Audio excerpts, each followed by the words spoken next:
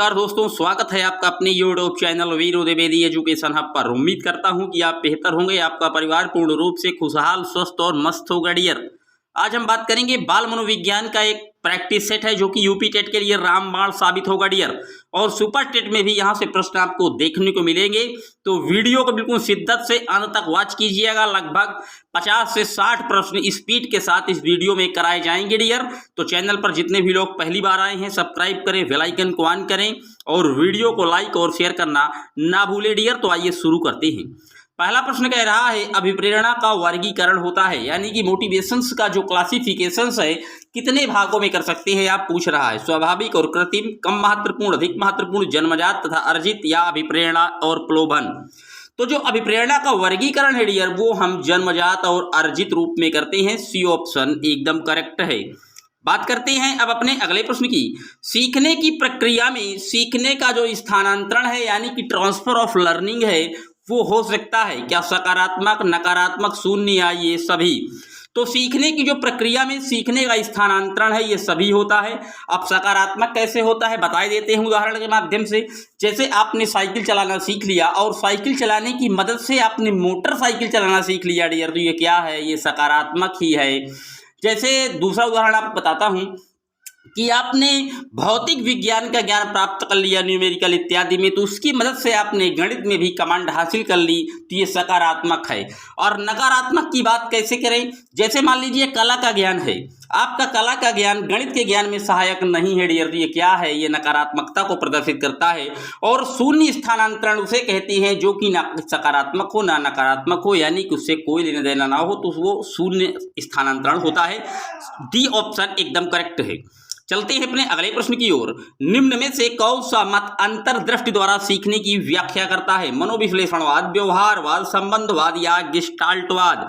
तो अंतर्दृष्टि यानी सूझ की बात की थी, ये गेस्टाल्टवादियों की देन है। और गेस्टाल्टवादियों में एक कोहलर थे जिन्होंने अंतर्दृष्टि और सूझ के सिद्धांत का प्रतिपादन सुल्तान नामक चिंपैंजी पर किया था। तो डी ऑप्शन एकदम करेक्ट है। मनोविश्लेषणवाद ये सिगमंड फ्राइड की है, आपको पता ही है।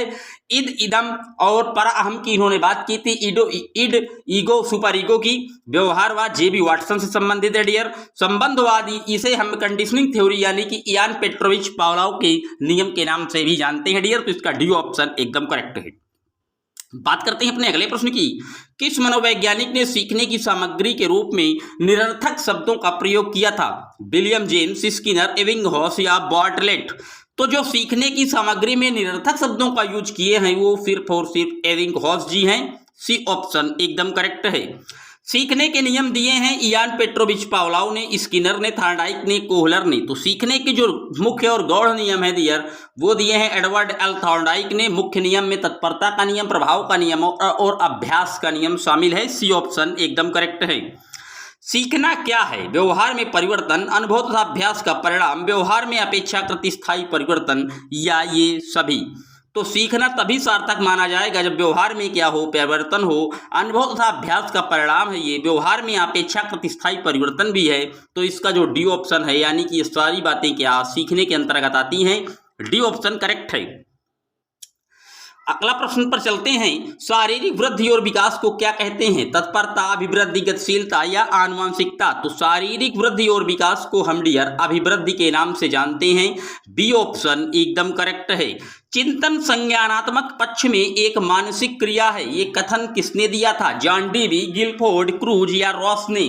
तो चिंतन एक क्या संज्ञानात्मक पक्ष की मानसिक क्रिया है, ये कथन है रॉस महोदय का। डी ऑप्शन एकदम करेक्ट है, नोट रखिएगा डी, जे.एस. रॉस।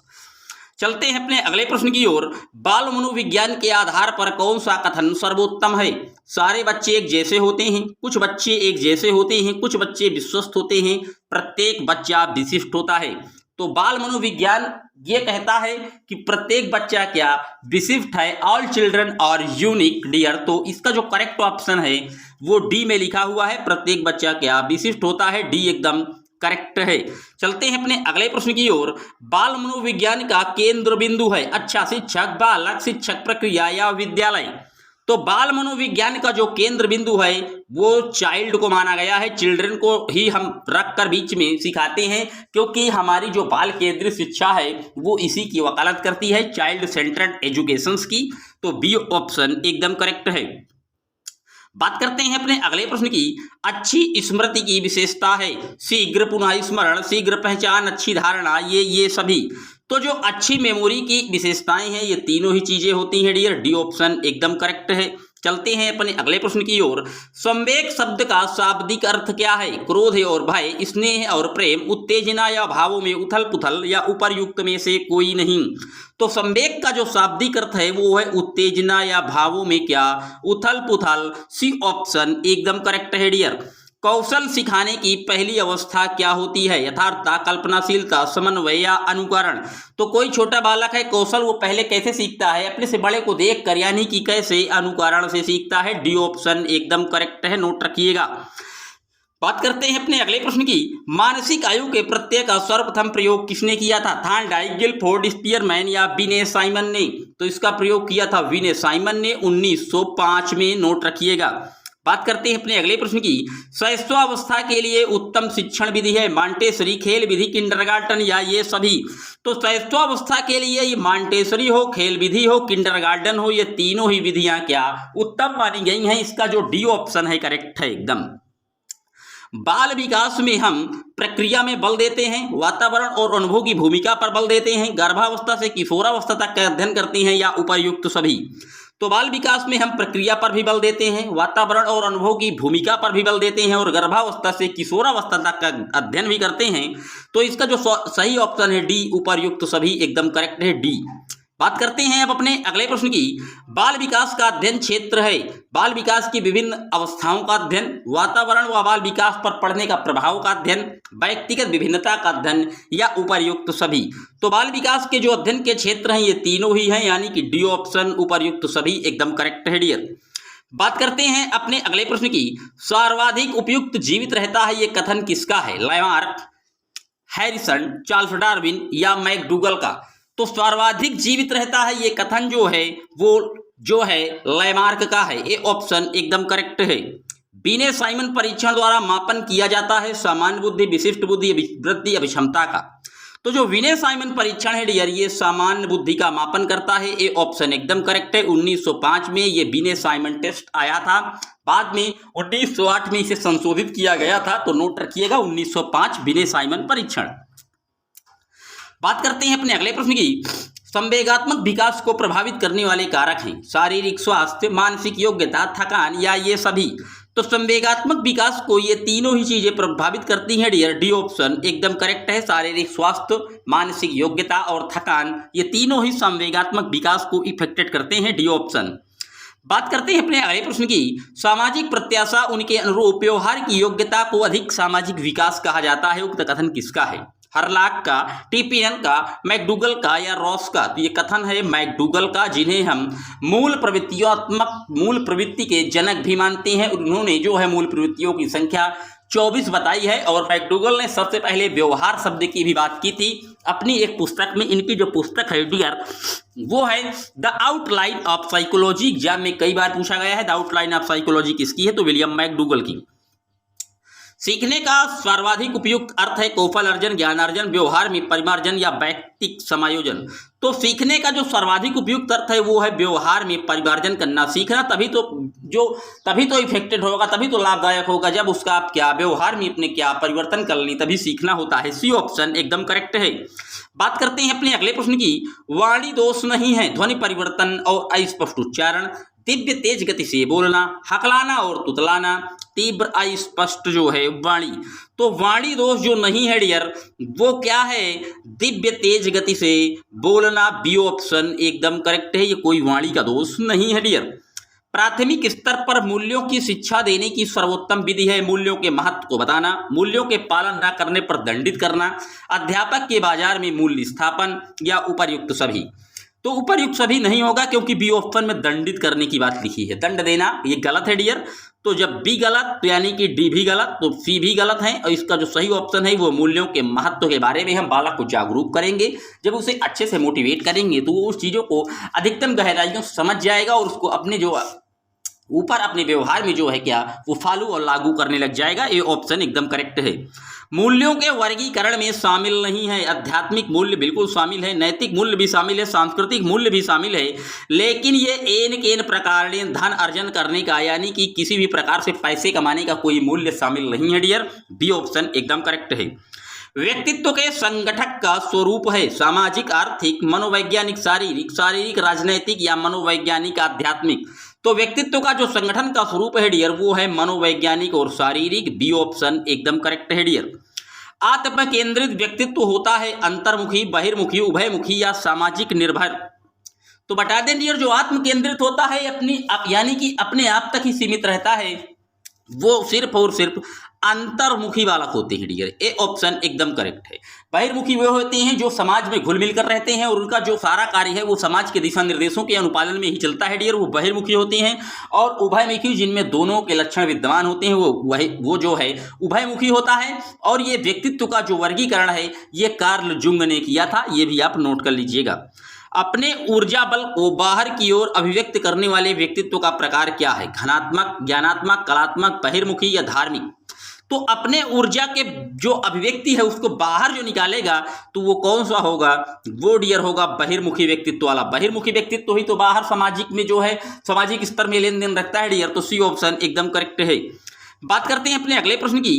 कक्षा 4 का बच्चा जो है वो सदैव क्या चिंतित और कुंठित रहता है, आप क्या करेंगे? उसके अभिभावक से शिकायत करेंगे, गलत बात डियर। मनोचिकित्सक के पास ले जाएंगे, गलत है डियर। उसे उसके भाग्य पर छोड़ देंगे, एकदम गलत है डियर। सी ऑप्शन में लिखा है स्वयं परामर्शदाता की भूमिका का निर्वाह करेंगे, बिल्कुल यही सही है डियर।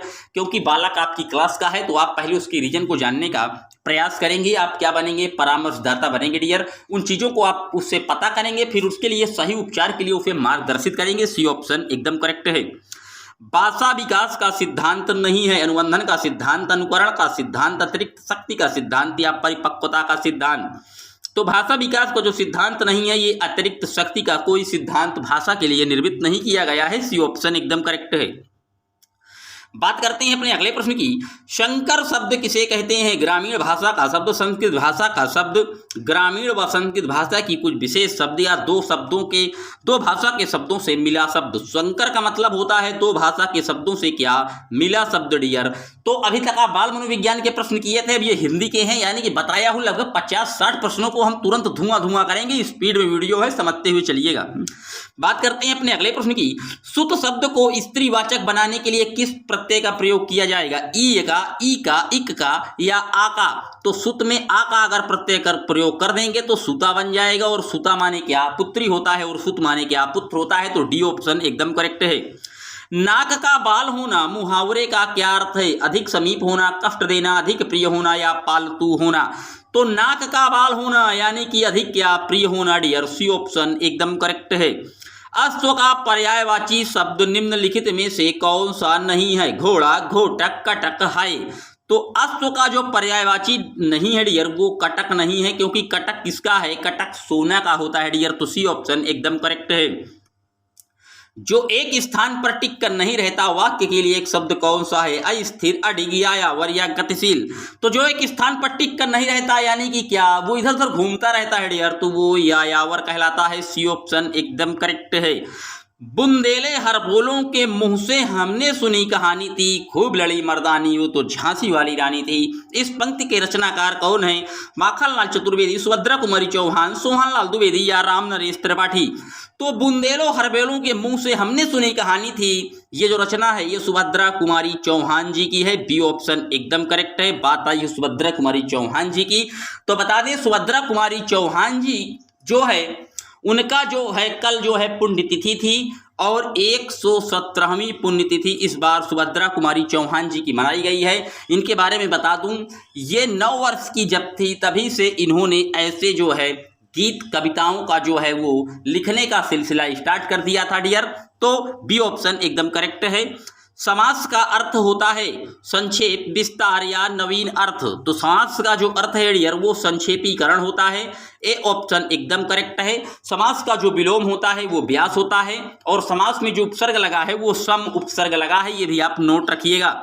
भाषा के संबंध में उपचारात्मक शिक्षण का उद्देश्य है भाषा प्रयोग संबंधी कठिनाइयों की पहचान तथा उनका निदान, बच्चों को व्यस्त रखना, बच्चों को श्रेणीवार विभक्त करना, बच्चों को दुरुपयोग की केवल सूची बनाना।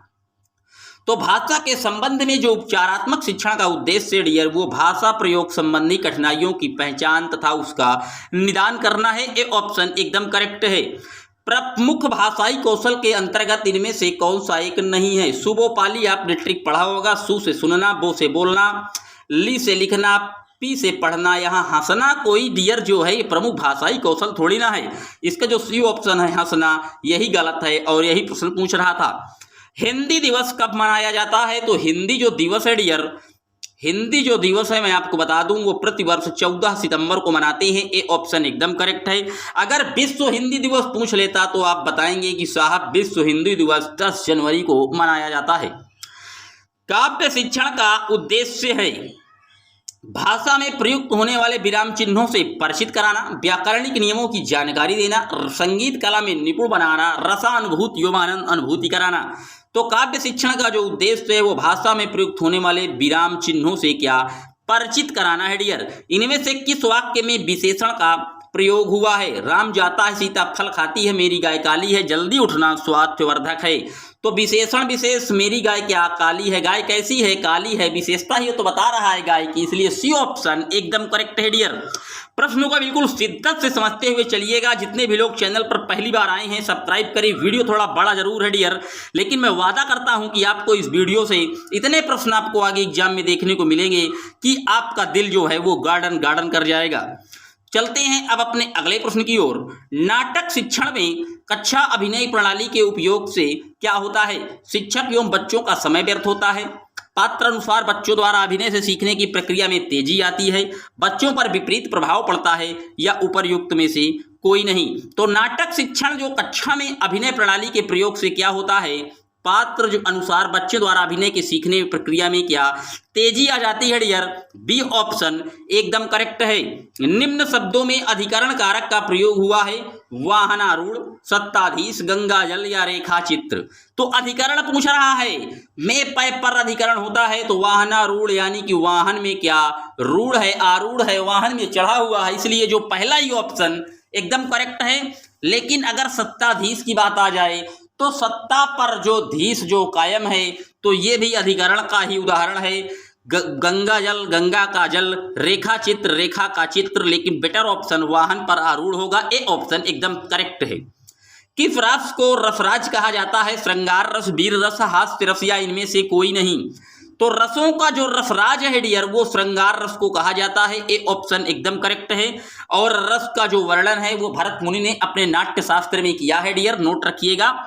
आचार्य मम्मट ने जो रसों की संख्या है वो 9 बताई है। उन्होंने शांत रस को भी क्या रस माना है, और शांत रस का जो स्थायी भाव है वो निर्वेद होता है डियर, नोट रखिएगा।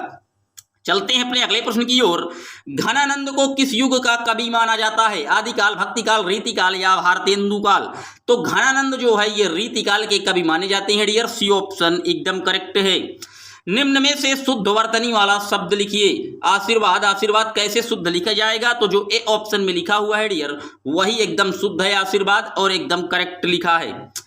को से किस कारक के चिन्ह का जो है बोध होता है? प्रथमा कर्ता ने, द्वितीय कर्म को, तो कर्म का ही बोध हो रहा है। ए ऑप्शन एकदम करेक्ट है। सच्चिदानंद हीरानंद वात्सायन का उपनाम क्या था? तो सच्चिदानंद हीरानंद वात्सायन का जो उपनाम था डियर वो अज्ञेय था। सी ऑप्शन एकदम करेक्ट है। अब डियर हम बात करते हैं आज के अगले और अंतिम प्रश्न की। बिहारी के प्रसिद्ध थे, बिहारी के क्या प्रसिद्ध थे? कवित, सवई या पद या दोहा। तो बिहारी के जो प्रसिद्ध थे वो दोहा थे। अब कितने दोहा थे? तो बिहारी ने 719 दोहों को रचित किया था। और एक तरीके से बिहारी को कहा जाता है कि गागर में सागर भर दिए, यानी कि इन्होंने मात्र एक ही रचना की बिहारी सतसई, और उसमें इन्होंने 719 दोहों को ही लिखा और ये जग जाहिर हो गए डियर। तो ये थे आज के 50 महत्वपूर्ण प्रश्न जो कि बाल मनोविज्ञान और हिंदी से संबंधित एक बढ़िया प्रैक्टिस सेट था। उम्मीद करता हूं कि आपको ये प्रैक्टिस सेट अच्छा लगा होगा। तो चैनल पर जितने भी लोग पहली बार आए थे सब्सक्राइब करें, लाइक करें, वीडियो को शेयर करना ना भूलें डियर। मिलेंगे जल्द ही आपसे एक और वीडियो में। बता दूं वीडियो बड़ा है, आप शिद्दत से एक एक पॉइंट अंत तक जरूर वॉच किया करिए डियर, उससे आपको ज्ञानार्जन में बहुत प्रबलता मिलेगी डियर। मिलेंगे जल्द ही आपसे एक और वीडियो में, इजाजत दीजिए। Thanks for watching my video. जय हिंद, जय भारत।